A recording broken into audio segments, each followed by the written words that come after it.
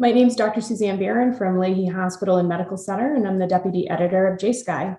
I'm here with Dr. Arnold Sino from Long Beach, VA. He is the author of the SCAI Position Statement on Best Practices for Percutaneous Axillary Arterial Access and Training, a recently accepted paper in JSCAI. And joining us is our panelist, Dr. David Bren, for the section head for heart failure for Cleveland Clinic, Florida, and Dr. Jamie McCabe from the University of Washington in Seattle. So welcome, everyone. Thrilled to have you guys here. So Dr. Cito, I'm going to turn it over to you to take us through the key points of this very important position statement. Great, thanks, Suzanne.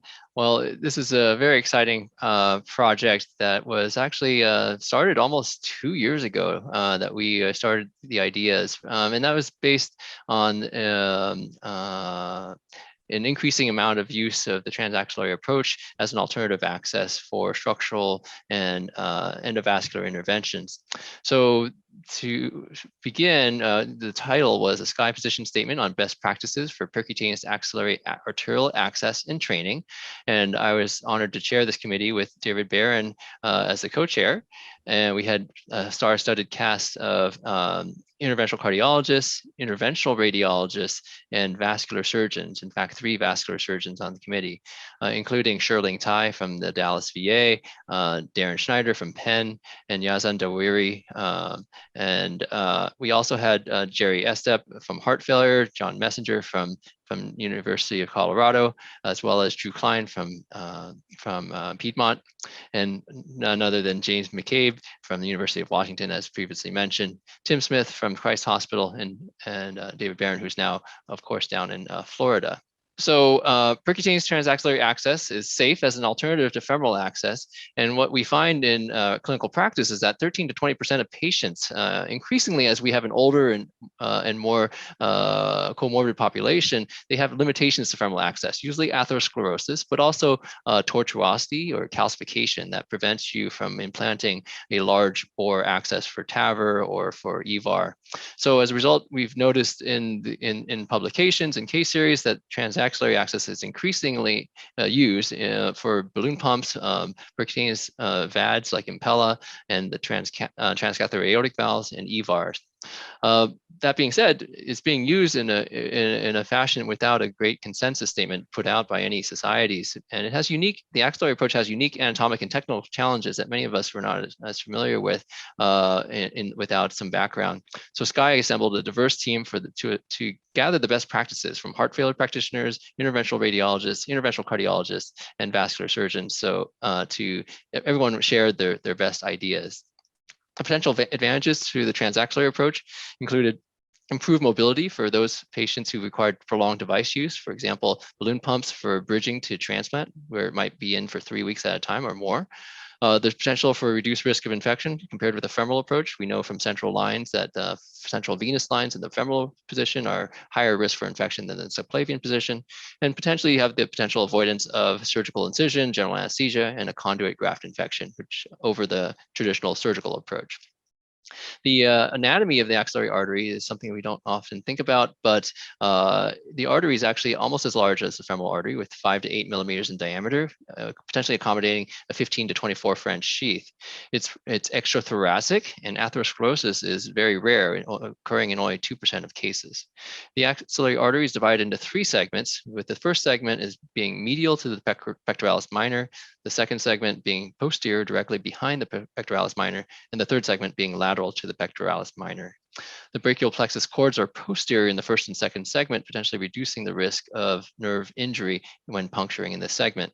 And the conclusion of this consensus group was that everybody agreed that despite there's being literature for the first and third segment insertions, that the second segment was truly the ideal location, because you can potentially provide manual compression over the second rib. You also had room for surgical correction because you have still a section of the extrathoracic artery in the first segment to correct. And then thirdly, it was easily accessed. So the second segment is bordered by the third segment is marked by the posterior circumflex humeral artery and the subscapular artery, and keeping medial to that is the important thing. So some of the insertion technique recommendations that we came up with was that some patients, some operators recommended abduction of the arm to 90 degrees, which helps straighten the artery. This wasn't felt to be mandatory, however, but a suggestion. Many operators prefer the left axillary artery over the right, probably due to more consistent anatomy, as well as a direct line of sight, essentially, to the descending aorta or to the ascending aorta as well. There's also some thought that the left axillary artery is marginally larger, although on anatomical studies it was roughly the same. And there's a theoretical possibility of reducing the risk of infection by avoiding the carotid. The needle puncture directly through the pectoralis minor was the recommendation into the second segment of the axillary artery. The needle angle should preferably be flat, 25 to 30 degrees, in contrast to the traditional 45-degree approach in the femoral location. A flatter angle is felt to be to reduce the tortuosity that's common in this location. Micropuncture needles were recommended for general reduction in the transverse, the crossing profile of the needle, and progressive dilatation over wires was recommended. The key recommendations included potentially doing selective angiography beforehand. This would require a secondary access, but this is typically helpful for dry closure as well. With a selective angiography, you could have vessel size assessed, stenosis or tortuosity. You can identify the subscapular artery as mentioned here, and placement of the guide wire can provide a fluoroscopic target for needle puncture. So this is recommended, especially for large bore access, where you need a secondary vascular access in any case. Ultrasound guidance was also highly recommended, though not necessarily mandatory. With the ultrasound, you can identify both the axillary artery and vein, as mentioned here. The vein is identified by compression, and you can see how the artery lays behind the pectoralis, major and minor, in 3 different segments. This is the first segment, this is the second segment, and this is the third segment. Playing this video, you can see how the vein collapses on compression, and then moving laterally, the artery gets more and more behind the pectoralis minor. As mentioned, the second segment allows manual pressure over the second rib. This is considered safe for removal of sheaths over 9 French, particularly those that have been indwelling for several days or weeks. And so if you know that the puncture site is right about the second segment, then you can compress directly over this. And this angiogram demonstrates how effective even manual compression can be, whereby the angiogram demonstrates no flow distal to the vessel over the manual pressure. This is actually a snapshot where he actually let go for a moment. So there is a little bit of flow, but this location is accurate for compression. So it's an alternative to vascular compression, vascular closure devices, especially for patients who have a long dwell time, like a balloon pump. Otherwise, though, for large bore closure, the consensus of the committee was after TVAR and EVAR for large bore closure, you should use a peripheral size balloon and inflate proximal to the axillary puncture site at low pressure to 2 to 4 atmospheres. The axillary sheath is then removed, and the vascular closure device, such as percloses ×2 or an angioseal, are deployed. One key point about the vascular closure devices was that there's less tension required in the axillary artery because it is less muscular than the femoral artery. So to avoid a pull-through phenomenon, it's important not to pull too hard on the retraction device. The balloon is then deflated, and angiogram is performed to confirm that hemostasis has occurred, and then reinflated if there's additional bleeding. Complications in management were reviewed. Jamie McCabe's ARMS registry and was the leading series of case reports for complications, which are generally similar to other access sites with bleeding in 10% of cases, whereby you can treat that with balloon tamponade and a stent graft, such as the Viabond stent. The pseudoaneurysms can occur up to 4% of the time, which you would traditionally treat with thrombin injections potentially or surgical repair. Dissection of the artery can be a little more frequent, but you could use this, you could treat it conservatively unless there's arm ischemia. Surprisingly, despite the brachial plexus being around the axial artery, there's been rare reports of neurologic injuries to this site, and actually no instances of permanent neurologic injury. So monitoring this is all that's required. Strokes, it varies primarily by the device size, 1% for balloon pumps and up to 6% for TAVR. And it's unclear whether that's due to the TAVR against the aortic valve or due to the any atherosclerosis of the axillary artery. anytime you have a device that's prolonged, that has a prolonged dwell time within the artery, you need to monitor for thrombosis infection, potentially treating with anticoagulants or antibiotics. Some of the complications that can occur, as we mentioned, there's bleeding. So here on panel A, we exhibit some bleeding around the axillary access site despite the perclose. And so what is placed here, there's balloon angioplasty followed by the stent, and showing the Viabond stent completely sealing the axillary bleeding. Similarly, in D, you have a Viabond stent placed to cover this, this bleeding site at the axillary puncture site, and then 1 month later shows no issues in terms of patency afterwards. We go over in the document that you should oversize the stent by about 10 to 20% and be aware of the various sizes of sheaths that are required for the various sizes of Viabond stents. This is a more complicated case submitted by Drew Klein, where he had an axillary dissection that then required multiple Viabond stents and also caused embolization distal into the hand, which he successfully aspirated and ballooned, but this is quite rare. So gaps in knowledge that we identified were that we require additional registry data for outcomes, more data regarding the role of ultrasound. We couldn't make this ultrasound mandatory because there's no randomized data in this location, but we know from other sites, such as the femoral and radial sites, that ultrasound always reduces puncture attempts and accidental complications. Optimal removal techniques, we believe, are similar to other large bore access sites, but this is certainly a gap in knowledge. And then securing devices for long-term use, such as the balloon pump. Is there any way we can secure the device against the arm to allow mobility without endangering its position?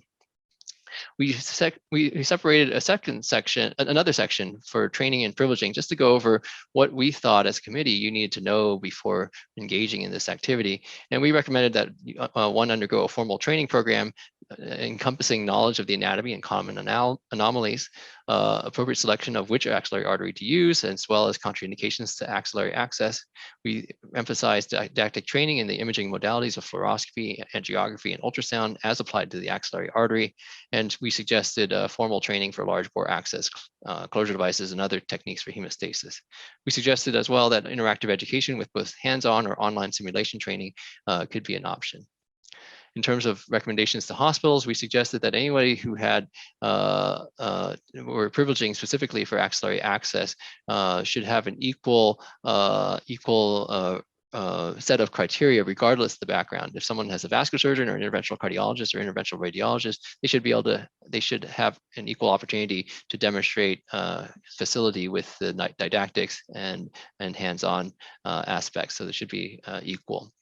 We outline the need for remote or on-site proctoring, and then successful completion of either an industry required or societies provided training program where applicable. Determination of the interval of ongoing CME training that may be determined by frequency and/or complexity of the procedures performed by the operators, essentially saying, how do you maintain this competency? Is this something that needs to be done routinely by everybody? We suggested no. On the other hand, there's no one site that's going to be doing this frequently enough whereby we could mandate certain numbers of procedures. So we explicitly did not have any required numbers of procedures. So that's me going through this document. I'm going to leave it for discussion at this point, and I'll toss it back to Suzanne. Thank you. Thank you so much for a really thorough summary of the position statement. You know, one of the things I was really blown away by was just how diverse you mentioned the group was that came together to write this. How did that affect the different, which societies endorsed this statement? Yeah, we were very fortunate to have representatives from the Heart Failure Society of America, like Dr. Barron and Dr. Estep, and they endorsed the statement. Society of Interventional Radiology with Dr. Velagamudi, and Vascular Endovascular Surgery Society from the vascular surgeon side. The American College of Cardiology also endorsed this statement. So we were very fortunate. And we were actually, I'd have to say, since we were all in the committee, that I was impressed with how much of a consensus, how quickly we were able to come to consensus, because there were a lot of things that we frankly didn't know, but we were all willing to take the input from various specialties and their experience. And it was a large part a kumbaya moment to some extent, because we were all bringing together a different perspective on this approach, which was fascinating. Like Dr. Barron and Dr. Sestep talked about balloon pumps. Of course, Dr. Messenger was talking about TAVRs, and as well as you, Suzanne. So I think that was wonderful to get such a diverse background as applied to this location. David, what do you think? Yeah, I think it's interesting. As a heart failure person, I originally learned from Jerry Estep years ago when I saw his paper. And I think these type of devices and approaches are going to be more and more common in heart failure. There's no doubt the balloon is the predominant device today, but some of the other devices are getting smaller.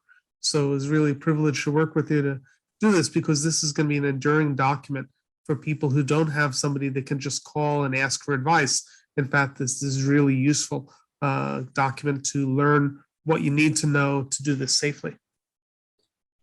Absolutely agree with that. Dr. McCabe, I know you're kind of one of the leading experts on percutaneous transaxillary access. What are your thoughts on the recommendations regarding training and hospital privileges? Well, I think the consensus documents historically struggle with how strong a line to draw in the sand around privileging and training, because all politics are local, and it's hard to sort of step in under sort of the jurisdiction of a hospital system or a certificate of need system or whatever it might be. So I mean, I think that the attempt was made to draw out the really salient points and aggregate the knowledge. On some level, it's not a document that's meant to police anybody. That's my impression of it, but rather to sort of provide sort of a baseline floor of knowledge as of 2021, 22, that sort of summarizes what we know across a series of what can sometimes be silos between interventional radiology, vascular surgery, and interventional cardiology. So I think that's a really important point, because I think, just like Dr. Barron brought up, this is something that we're going to probably see grow in volume as we get more and more folks who are being bridged to transplant, as we're getting more and more MCS devices. And so I think being able to provide a framework, but not necessarily be completely prescriptive about what needs to be done for providers to be comfortable with this and adopt this new or new to them technology is an important thing. I guess I'll kind of go back to that. For patients, and I'll throw this back to you, Dr. Barron. For patients who are bridging to transplant, or patients who are in severe shock, do you think we should be considering transaxillary access as early for support device implantation? Yes, I could tell you in my case, I started just doing things femorally first, and then if the patient responded, for example, converting. But once you become very comfortable with that access approach, it really is useful. If you have somebody that is going to need something for longer, it's not particularly hard. It becomes something where one can place transaxillary access in 15 minutes or whatnot.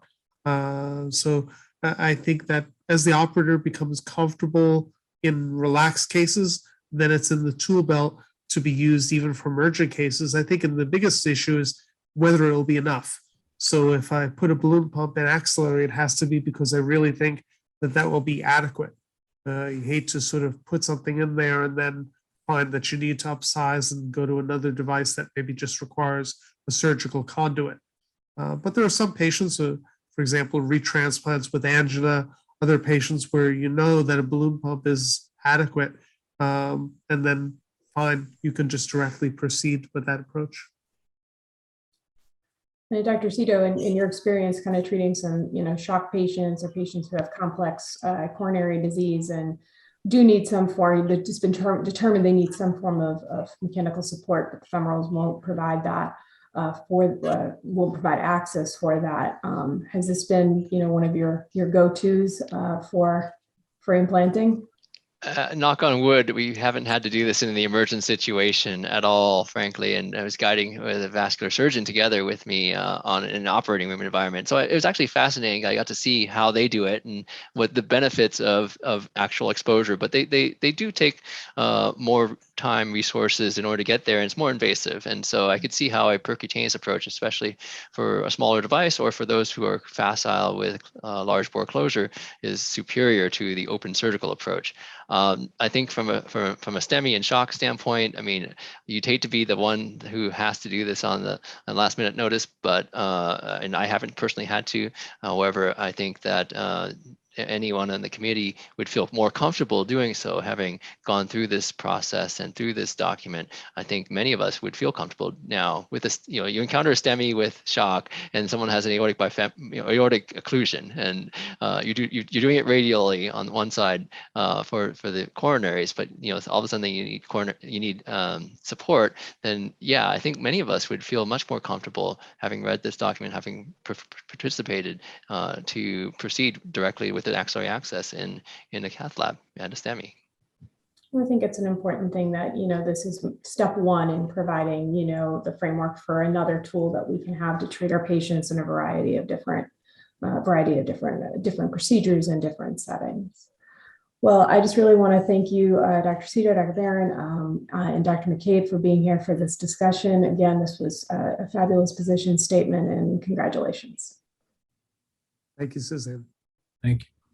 Thank you for your contribution, Suzanne. You were certainly on the committee and very helpful with your structural knowledge. So thank you.